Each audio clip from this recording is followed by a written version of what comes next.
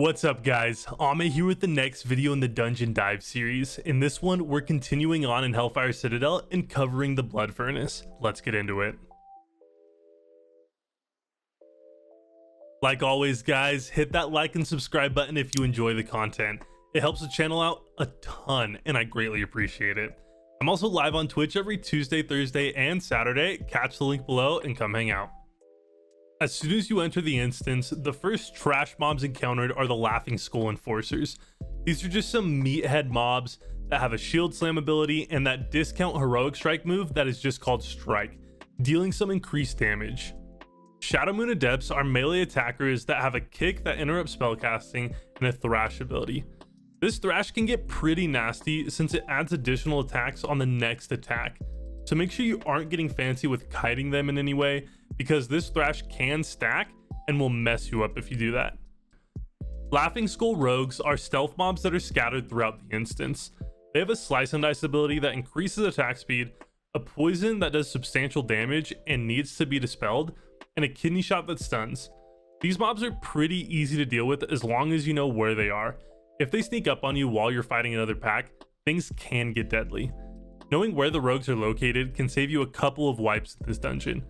2 can be found at the top of the staircase at the beginning of the instance, 2 more to the left of the doorway after you defeat the Maker, and 1 more walking around the room after you kill Broggok. Shadow Moon Warlocks have a Shadow Bolt, Corruption, and Curse of Tongues ability. They're often accompanied by Felguard Brutes and Felguard Annihilators, which we'll go over later. The Warlocks will cast Fel Power on these pets to increase their attack power and size. Laughing Skull Legionnaires have an uppercut that knocks back the target, a sweeping strikes, and they will enrage at low health. Like many other mobs in this dungeon, these guys do a ton of damage to melee, so watch yourself here and use self-healing where necessary. Shadow Moon Summoners have a Fireball and Flame Strike ability. Their most dangerous ability is that they will cast Summon Succubus and Summon Fellhound about every 10 seconds if they aren't dealt with. So kill these guys first whenever you encounter them so they don't add more mobs to the fight. Shadow Moon Technicians are dangerous if not dealt with properly. They will drop proximity mines on the ground that will trigger if someone gets close to it, doing around 2,000 fire damage. You'll want to make sure that you avoid these mines or have a rogue disarm them if you have a rogue in your group. Some other interesting ways to get rid of them are to have a mage use Fire Ward and trigger it, or have a warlock summon an Eye of Kilrog to trigger it and get rid of it. The Technicians will also use Throw Dynamite and cast an AoE Silence.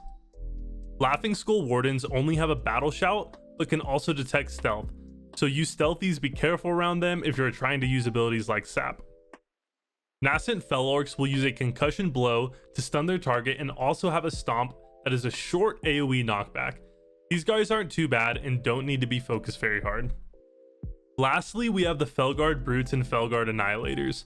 The Brutes have a Pummel that will interrupt the target's spell and that Uppercut ability that knocks back. Be careful to not pull these guys when they are red because they will do a significant larger amount of damage. The Felguard Annihilators are a huge pain. They will randomly intercept another player and also randomly pummel other players. They drop aggro on the tank, so the tank will have to keep taunting them any way they can to keep them off the group. These guys always come in groups of 2, so just try your best to get them down as fast as you can because they'll just be running around everywhere. Warlocks are invaluable here as they can banish one of them while you fight the other. Now let's get on to the bosses. First up we have the Maker. He has a melee knockup ability that hits everyone in range and knocks them in the air, an acid spray that does some poison damage in melee range, and an exploding beaker which throws a beaker at a target, knocking them up and doing damage. The most important ability in this fight is Domination, which is a mind control that the Maker will cast on a party member, increasing their damage and healing by 100%.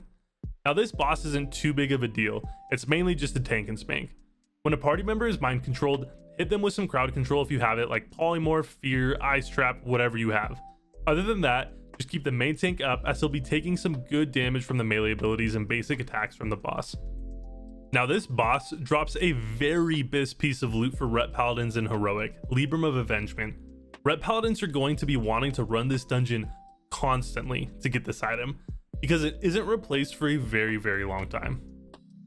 Next up is Broggok. His abilities consist of a Poison Bolt that hits everyone in the party with a poison dot, Poison Cloud which drops a slowly growing cloud on the ground that does damage, and a slime spray that does damage in front of him. However, before encountering Broggok, you will need to fight through 4 waves of nascent Felorks. These are the same mobs that you encountered in the hallway before this boss, and things can get out of hand fairly quickly if you don't kill them fast enough. If you start getting overrun, start trying to kite the mobs or use crowd control abilities until you get it back under control. Broggok doesn't engage until the last orc is killed, so if the party is low on health and mana, you can leave one orc up to kite around until the group is ready for Broggok. Once all 4 waves are cleared, Broggok will enter the room. This fight is similar to our good friend Farty Boy Grobulus back in Naxxramas. The tank will need to pick up Broggok and move him around the room so the poison clouds don't kill the melee and tank. A lot of poison goes out on this fight, so someone who can dispel poison is super valuable here. Someone who can dispel poison is super valuable in this dungeon overall, because as you can see, lots of poison abilities come up. Continue kiting this guy around and keep the DPS up and he'll go down easy. Lastly, we have Keli'dan the Breaker. He has a corruption he will cast on players and a shadow bolt volley that hits all targets in front of him. The main mechanic on this fight is that he will go invulnerable for a couple seconds and begin casting a large AoE fire damage spell. Everyone will need to run away from him as soon as this happens, or else it will hurt pretty bad. To start the fight, you will need to kill the 5 warlocks standing around Keli'dan. These warlocks are like the ones encountered earlier in the dungeon. Do what you can to get them down by using crowd control and AoE abilities. Once they go down, Keli'dan will engage. The tank will immediately need to pick him up and face him away from the raid, so that the shadow bolt volley only hits the tank. Once he begins casting Burning Nova, everyone will run away so that they don't take the massive damage. Once the Nova ends, the tank will run back in and do the same thing, making sure Keli'dan is facing away from the raid. That's about it. Rinse and repeat till the boss is dead. Some notable pre-bis items off this boss are the Doomplate gauntlets for Ret Paladins, making this 2 pre-bis items for them from Heroic Blood Furnace, and the Wastewalker tunic for Feral Druids, a solid option for both tank and DPS. There you have it guys, follow this guide and you'll be cruising through Blood Furnace with these. If you enjoyed this video, please hit it with a like and subscribe to the channel. I'm also live on Twitch every Tuesday, Thursday, and Saturday. Catch that link below and come hang out. That's it for me today though guys, and I'll catch you on the next one.